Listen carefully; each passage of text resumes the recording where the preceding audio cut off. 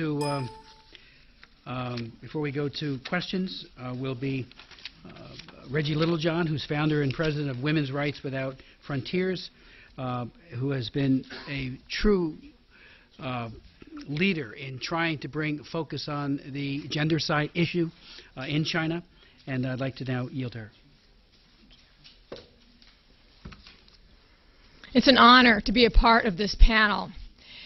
And I want to give my thanks especially to Congressman Christopher Smith, who has been tirelessly advocating and sometimes very lonely in advocating against the one-child policy on the Hill. When this policy ends, and I believe it will in our lifetimes, the name of Christopher Smith will always be linked to that victory.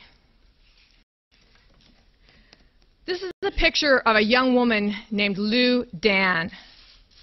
Lu Dan was 22 years old and 9 months pregnant when she was dragged out of her home, screaming and crying, strapped down to a table, and forced to abort her 9-month-old full-term baby.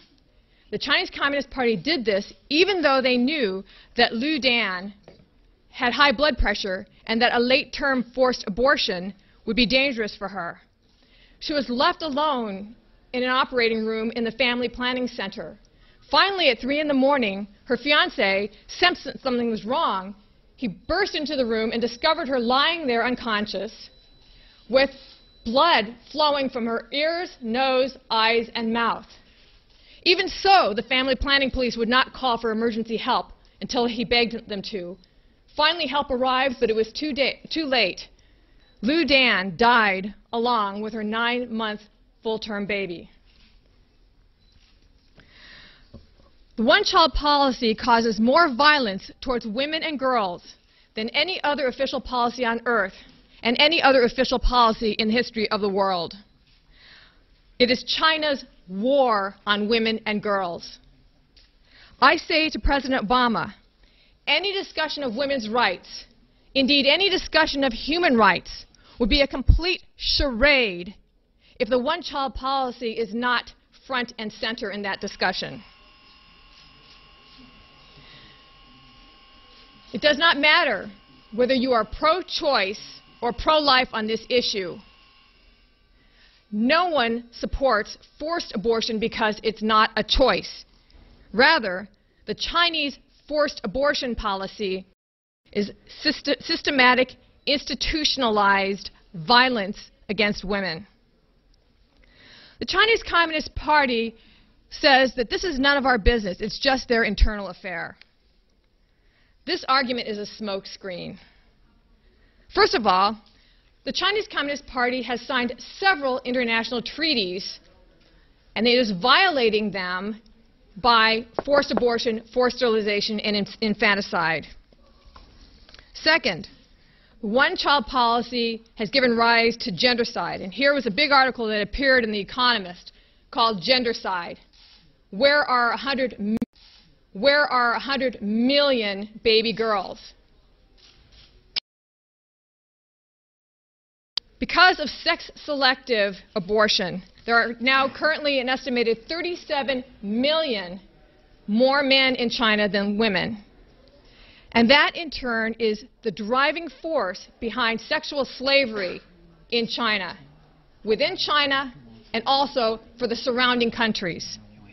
Therefore, the one-child policy is causing an international crisis in human trafficking and sexual slavery, and it demands an international response. Women's Rights Without Frontiers has a petition. I looked this morning, we have 5,000 signatures condemning forced abortion and sexual slavery from 88 countries.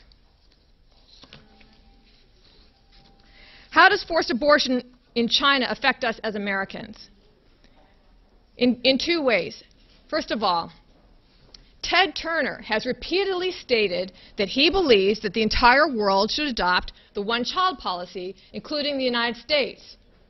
He says that he thinks that the one-child policy's enforcement is not draconian. This is demonstrably false.